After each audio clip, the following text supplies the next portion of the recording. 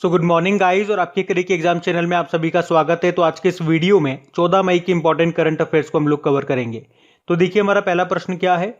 हाल ही में Bharat petroleum corporation limited के CMD के रूप में किसे नियुक्त किया गया है? तो आंसर होगा अरुण कुमार सिंह को। तो अभी पब्लिक एंटरप्राइजेज सिलेक्शन बोर्ड ने अरुण कुमार सिंह को राज्य के स्वामित्व वाले रिफाइनिंग और marketing firm Bharat petroleum corporation limited के सीएमडी के रूप में नियुक्त किया है। अच्छा, ये भारत पेट्रोलियम कॉर्पोरेशन लिमिटेड का हेडक्वार्टर कहां पर है? मुंबई में है। इसकी स्थापना होती है 1952 को और अब सीएमडी बन गए हैं कौन? अरुण कुमार सिंह। बाकी गीता मित्तल का नाम अभी न्यूज में था। ये जम्मू कश्मीर हाईकोर्ट की पूर्व मुख्य न्यायाधीश थी और अभी अर्लाइन पेच ग्लोबल विजन पुरस्कार पाने वाली ये पहली भारतीय भी बनी है। कृति करंत अभी वाइल्ड इनोवेटर अवार्ड जीतने वाली ये पहली भारतीय महिला बनी थी। और मारिया रेसा ये फिलीपींस की जर्नलिस्ट हैं और अभी यूनेस्को या गुइलेर्मो कैनो विश्व प्रेस स्वतंत्रता पुरस्कार 2021 इन्होंने जीता। बढ़ते आगे। फिर बताइए, हाल ही में ऑनलाइन बाढ़ रिपोर्टिंग प्रणाली शुरू करने वाला पहला भारतीय राज्य कौन सा बन गया? तो आंसर होगा असम। तो Assam state disaster management agency और यूनिसेफ ने संयुक्त रूप से असम में एक ऑनलाइन बाढ़ रिपोर्टिंग और सूचना प्रबंधन प्रणाली को विकसित किया है और इस तरीके से असम बाढ़ को ऑनलाइन मॉनिटर करने वाला पहला राज्य बन गया है। अब इसका फायदा क्या होगा? एक्चुअली में मानसून में असम में ब्रह्मपुत्र नदी जो है उसमें बाढ़ की स्थिति आ जाती है। तो ये जो सिस्टम है इससे पहले ही पता लग जाएगा कि कौन सा क्षेत्र बाढ़ से सबसे ज्यादा प्रभावित होगा, ताकि उस क्षेत्र में जान माल की हानि को कम किया जा सकेगा। और इस सिस्टम का नाम है FIRMS, FIRMS, flood reporting and information management system. तो याद रखना, ऑनलाइन बाढ़ रिपोर्टिंग प्रणाली सिस्टम को शुरू करने वाला पहला राज्य बन गया असम। अभी मध्य प्रदेश से क्या याद है? अभी यहाँ पे मुख्यमंत्री कोविड उपचार योजना शुरू की गई थी। हरियाणा ने कोरोना रोगियों के लिए आयुर्वेदिक टेलीमेडिसिन सुविधा को शुरू किया और अभी उड़ीसा सरकार ने कहा है कि वो मनोज दास अंतर्राष्ट्रीय साहित्य पुरस्कार को शुरू करेगा, जिसमें विजेता को 10 लाख रुपए दिए जाएंगे। अब बात यहाँ पे असम की है, तो ये रहा मैप में असम। देखो, असम की कैपिटल दिसपुर है और अभी नए मुख्यमंत्री बन गए कौन? हिमंत बिस्वा शर्मा। गवर्नर तो जगदीश मुखी है। उसके अलावा आपको याद होगा अभी असम के मछुआरे समुदाय की 6 युवा लड़कियों ने जल कुंभी से बायोडिग्रेडेबल मैट बनाई थी, चटाई बनाई थी, जिसका नाम क्या रखा? मुरहन योगा मैट। और वहीं से हमने पढ़ा था दीपोर झील के बारे में। दीपोर झील याद रखना असम में है। असम में ही प्रज्ञान भारती और भाषा गौरव योजना को शुरू किया गया। यहीं पे भ्रमण सारथी योजना को शुरू किया गया। मोइत्री योजना शुरू हुई थी यहाँ पे। और असम के तेजपुर लीची को जीआई टैग मिला था।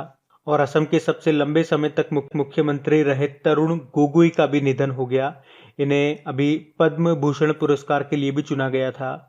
और इसी तरह से असम की पहली और एकमात्र महिला मुख्यमंत्री थी सैयदा अनवरा तैमूर, जिनका भी अभी निधन हो गया। याद रखना, भारत का पहला मल्टी मॉडल लॉजिस्टिक पार्क ये स्थापित हो रहा है कहाँ पे?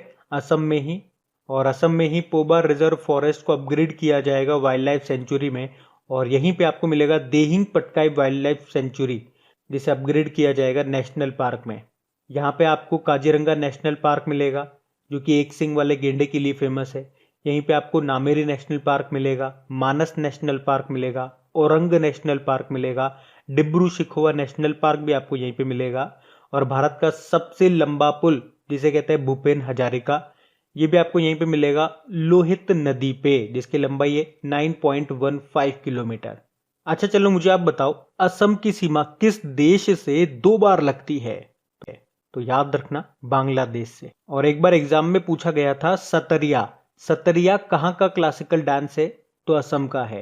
असम का एक बहुत फेमस डांस कई बार एग्जाम में पूछा जाता है, बिहू नृत्य, ये भी आप याद रखना। और बगरुम्बा नृत्य, ये भी असम का है। बढ़ते आगे। फिर अगला प्रश्न है, हाल ही में कहां पर देश की पहली म्यूकर माइकोसिस यूनिट लगाने की घोषणा की गई है? तो आंसर होगा मध्य प्रदेश में।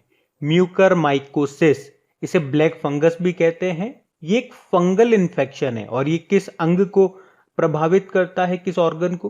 तो ये आंखों को प्रभावित करता है, आंखें तक चली जाती है इससे। और अभी ये न्यूज में भी था, क्योंकि कोविड-19 से जो मरीज ठीक हो रहे थे उनमें ये बीमारी सामने आ रही थी। और अब हम पढ़ रहे हैं कि इसकी पहली यूनिट ये कहाँ पे स्थापित की जा रही है, मध्य प्रदेश में। और मध्य प्रदेश में कहाँ पे, भोपाल और जबलपुर में। और आपके मध्य प्रदेश का जो हाई कोर्ट है वो जबलपुर में ही है। और जबलपुर किस नदी के किनारे है, नर्मदा नदी के किनारे। अब बात मध्य प्रदेश की है तो ये रहा मैप में मध्य प्रदेश। देखो इसकी कैपिटल भोपाल है। भारत का पहला ई वेस्ट क्लिनिक आपका भोपाल में है। और मुख्यमंत्री है यहाँ के शिवराज सिंह चौहान, गवर्नर है आनंदीबेन पटेल। और नए चीफ जस्टिस कौन बन गए, मोहम्मद रफीक बन गए। अभी मध्य प्रदेश सरकार ने ही मुख्यमंत्री कोविड उपचार योजना को शुरू किया। उसके अलावा कोरोना रोगियों के लिए मुफ्त स्वास्थ्य आहार योजना को शुरू किया गया। और कोरोना से अनाथ हुए बच्चों के भरण पोषण के लिए स्पॉन्सरशिप योजना भी यहाँ पे शुरू हुई थी। अभी कोरोना वॉरियर्स योजना यहाँ पे शुरू हुई थी। मेरा मास्क मेरी सुरक्षा अभियान शुरू हुआ था यहाँ पे। और यहीं के मुख्यमंत्री ने मिशन ग्रामोदय योजना शुरू की थी। अभी मध्य प्रदेश का जो होशंगाबाद शहर है उसका नाम बदलकर नर्मदापुरम रख दिया गया। पंख योजना यहाँ पे शुरू हुई थी। और देश का पहला बुद्धिस्ट थीम पार्क ये बना है मध्य प्रदेश के सांची में। और सांची का स्तूप को कब यूनेस्को वर्ल्ड हेरिटेज साइट में शामिल किया गया था? अच्छा, वैसे मध्य प्रदेश में कितनी यूनेस्को वर्ल्ड हेरिटेज साइट्स है? तो 3 है। एक तो ये हो गया सांची स्तूप, एक है भीमबेटका की गुफाएं। और भीमबेटका की गुफाएं भी न्यूज में क्यों थी? क्योंकि भारत में पहली बार दुनिया के सबसे पुराने जानवर डिंकिंसोनिया का जीवाश्म मिला था यहाँ पे। और एक खजुराहो के मंदिर, जो कि किस शैली में बने हुए पूछा जाता है एग्जाम में, नागर शैली में। किसने बनवाया था? चंदेल शासकों ने बनवाया था। मध्य प्रदेश में एक रामसर साइट भी है जिसे कहते हैं भोजताल। और याद रखना, दुनिया का सबसे बड़ा तैरता हुआ सोलर प्लांट जिसकी कैपेसिटी है 600 मेगावाट, ये बनाया जाएगा खंडवा जिले में नर्मदा नदी पर। और किस बांध पे? ओमकारेश्वर बांध पे। और नर्मदा नदी पर याद रखना आपको मध्य प्रदेश में मिलेगा धुआंधार जलप्रपात, ये भी पूछा जाता है एग्जाम में। और मध्य प्रदेश में ही एक जिला एक शिल्प अभियान भी अभी शुरू हुआ था। तो मध्य प्रदेश से ये सारे पॉइंट्स मैंने आपको बताए जो अभी न्यूज में थे। बढ़ते हैं आगे। फिर बताइए, हाल ही में किसे भारतीय महिला क्रिकेट टीम का कोच बनाया गया? तो आंसर होगा रमेश पंवार को। तो अभी बीसीसीआई ने रमेश पंवार को भारतीय महिला क्रिकेट टीम का फिर से कोच बना दिया है। और ये WV रमन की जगह लेंगे। एक्चुअली में 2018 में भी ये रमेश पंवार भारतीय महिला क्रिकेट टीम के कोच थे। बाकी RM सुंदरम भारतीय चावल अनुसंधान संस्थान Indian institute of rice research के डायरेक्टर बने। और ये भारतीय चावल अनुसंधान संस्थान आपको कहाँ पे मिलेगा? हैदराबाद में। प्रफुल्ल चंद्र पंत राष्ट्रीय मानवाधिकार आयोग नेशनल ह्यूमन राइट कमीशन के कार्यकारी अध्यक्ष बने। और T रविशंकर RBI के नए डेप्यूटी गवर्नर बने हैं। ये नाम भी याद रखना। बढ़ते हैं आगे। फिर बताइए, हाल ही में किसने श्वास नाम से एक ऑक्सीजन कंसेंट्रेटर बनाया है? तो आंसर होगा इसरो ने। एक्चुअली में अभी इसरो ने 3 तो वेंटिलेटर और एक ऑक्सीजन कॉन्सेंट्रेटर बनाया है। और इस ऑक्सीजन कॉन्सेंट्रेटर का नाम रखा है श्वास। इसकी खास बात यह है कि इसे एक बार में 2 लोग इस्तेमाल कर सकते हैं। और जो इसने 3 वेंटिलेटर बनाए हैं उनके नाम क्या रखे हैं? प्राण, स्वस्थ और वायु। ये जो प्राण है एक बैग के रूप में है, बैग जिसे आप पीछे टांग सकते हैं, जिसमें से ऑटोमेटिक ऑक्सीजन मिलती है। और जो स्वस्थ है ये बिना बिजली के काम करता है। और जो वायु नाम का वेंटिलेटर है ये कम लागत वाला वेंटिलेटर है जो व्यावसायिक रूप से उपलब्ध है। अब इनको बनाया किसने? इसरो ने। इसरो मतलब इंडियन स्पेस रिसर्च ऑर्गेनाइजेशन, जिसकी स्थापना कब होती है? 1969 में। और इसके चेयरपर्सन कौन है? के शिवन है, जिनको रॉकेट मैन ऑफ इंडिया के नाम से भी जाना जाता है। और इसरो का मोटो क्या होता है? Space technology is in service of human kind. अच्छा, इसरो से भी आपको याद होगा, इसरो जाक्सा, जापान की जो स्पेस एजेंसी है जाक्सा, उसके साथ मिलकर 2024 में एक चंद्र मिशन को लॉन्च करेगा जिसका नाम है लुपेक्स, LUPEX, जिसका मतलब होता है लूनार पोलर एक्सप्लोरेशन मिशन। अभी वैसे इसरो ने एक साउंडिंग रॉकेट को भी लॉन्च किया था जिसका नाम था RH-560। उसके अलावा इसरो ने फ्री स्पेस क्वांटम कम्युनिकेशन का भी अभी सफल परीक्षण किया था। अच्छा चलो आप मुझे बताओ, अभी इसरो ने PSLV C-51 रॉकेट से किस देश के अमेजोनिया 1 सैटेलाइट को लॉन्च किया था? ब्राजील के। तो इतना आप याद रखना। बढ़ते आगे। फिर बताइए, अभी हाल ही में बुद्धा इन गंधारा नाम की पुस्तक को किसने लिखा? तो आंसर होगा सुनीता द्विवेदी ने। तो अभी लेखक सुनीता द्विवेदी ने ये बुक लिखी है जिसका नाम है बुद्धा इन गंधारा। बाकी आपको याद होगा Shakoor Rather life in the clock tower valley नाम की बुक को लिखा इन्होंने। कल्की कोचलिन बॉलीवुड एक्ट्रेस हैं, इन्होंने एलिफेंट इन द वॉम्ब नाम की बुक को लिखा था, अपनी पहली बुक है इनकी ये। और इंद्राणी मजूमदार, ये नाम भी न्यूज में था क्योंकि इन्होंने सत्यजीत रे की एक बुक है अनादर डजन स्टोरीज, तो उसको बंगाली से इंग्लिश में ट्रांसलेट किया इन्होंने, इंद्राणी मजूमदार ने। बढ़ते आगे। अच्छा बताइए, अभी हाल ही में किस राज्य या यूनियन टेरिटरी ने वरिष्ठ नागरिकों के लिए वाहन हेल्पलाइन कोवी वैन को शुरू किया है? तो आंसर होगा दिल्ली। तो अभी दिल्ली पुलिस ने कोविड-19 के बीच अपनी आवश्यक जरूरतों से जूझ रहे वरिष्ठ नागरिकों के लिए एक हेल्पलाइन नंबर शुरू किया है और वो हेल्पलाइन नंबर है 0122624177। तो कोई भी दिल्ली का कोई भी वरिष्ठ नागरिक इस नंबर पे कॉल करेगा तो कोवी वैन उस वरिष्ठ नागरिक के घर जाएगी और उसे किसी भी आवश्यक वस्तु की जरूरत हो या टीकाकरण हो या दवाइयों की जरूरत हो, उसे पूरा करने में उसकी मदद करेगी।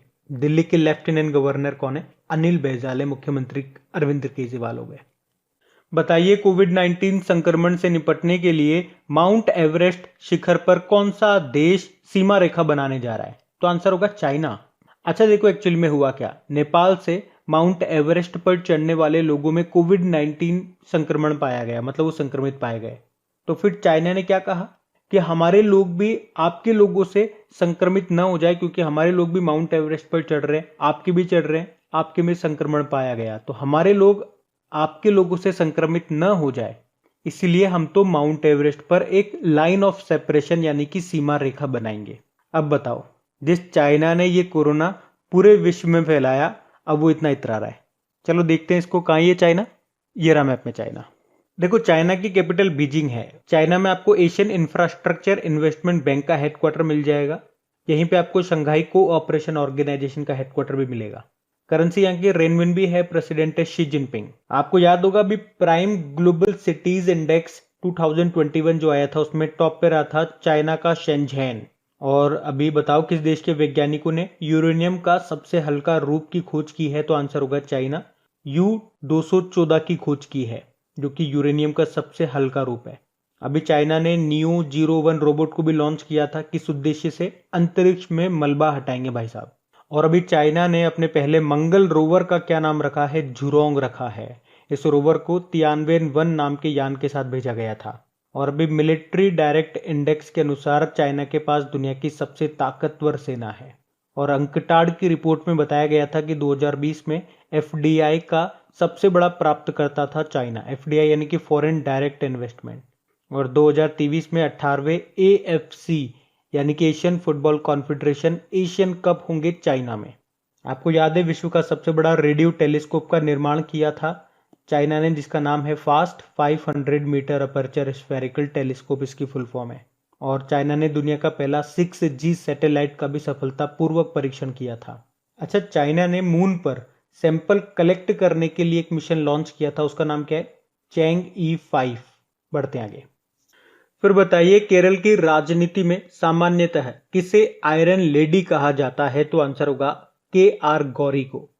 एक्चुअली में कम्युनिस्ट नेता थी ये KR गौरी और अभी इनका निधन हो गया। इनकी उम्र कितनी थी? 102 वर्ष।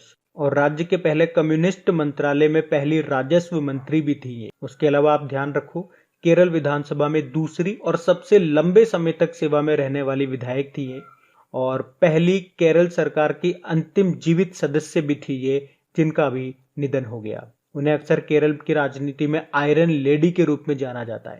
अच्छा, वैसे भानु अथैया कौन थी? ये ऑस्कर जीतने वाली पहली भारतीय महिला थी। गांधी मूवी में कॉस्ट्यूम डिजाइन के लिए उन्हें ऑस्कर मिला था। अभी कुछ समय पहले इनका भी निधन हो गया। बढ़ते आगे। अच्छा बताइए, अभी हाल ही में हार्ले डेविडसन ने किस नाम से अपना ऑल इलेक्ट्रिक मोटरसाइकिल ब्रांड को लॉन्च किया है? तो आंसर होगा लाइव वायर। तो हार्ले डेविडसन ये मोटर बाइक कंपनी है और इसने अभी अपने all electric motorcycle brand live wire को लॉन्च किया है। मतलब अब ये इलेक्ट्रिक मोटरसाइकिल बनाएगा। किस नाम से? लाइव वायर नाम से। हार्ले डेविडसन के सीईओ कौन है? जोचेन च्वाइट्स। बढ़ते आगे। फिर बताइए, अभी हाल ही में होमर बर्गोहाई का निधन हो गया। ये क्या थे? ये पत्रकार थे। तो असम भाषा के प्रसिद्ध साहित्यकार और पत्रकार थे ये होमन बरगोहाई, जिनका भी निधन हो गया। आपको बता दूं, उन्हें 1978 में उनके उपन्यास पिता पुत्र के लिए साहित्य अकादमी पुरस्कार भी मिला था। इनका भी निधन हो गया। बाकी एक नाम मैं आपको और बताता हूं, स्वतंत्रता सेनानी थे अनूप भट्टाचार्य, इनका भी अभी निधन हो गया। उन्होंने बांग्लादेश मुक्ति संग्राम के दौरान स्वाधीन बंगला बेतर केंद्र में संगीतकार और संगीत निर्देशक के रूप में काम किया था। और अभी कोविड-19 के कारण 3 बार के राष्ट्रीय टेबल टेनिस चैंपियन रहे वी चंद्रशेखर का भी निधन हो गया। इन्हें 1982 में अर्जुन पुरस्कार मिला था और इनकी आत्मकथा भी है जिसका नाम है माई fight back from death tour. बढ़ते आगे। फिर बताइए, हाल ही में केयर रेटिंग्स ने वित्त वर्ष 2021-22 के लिए भारत की जीडीपी ग्रोथ रेट कितना रहने का अनुमान लगाया, तो आंसर होगा 9.2%। केयर रेटिंग्स का हेडक्वार्टर मिलेगा आपको मुंबई में और इसके सीएमडी हैं अजय महाजन। तो बात करेंगे कल के वीडियो में पूछे गए प्रश्न के उत्तर की। तो कल के वीडियो में आपसे पूछा था अभी विश्व नर्स दिवस कब मनाया गया, तो आंसर होगा 12 मई को। आप सभी ने प्रश्न का बिल्कुल सही उत्तर दिया है। और गाइज, अगर सेशन अच्छा लगा तो लाइक जरूर करना है और अपने दोस्तों के साथ में, यारों के साथ में इसको शेयर जरूर करना है।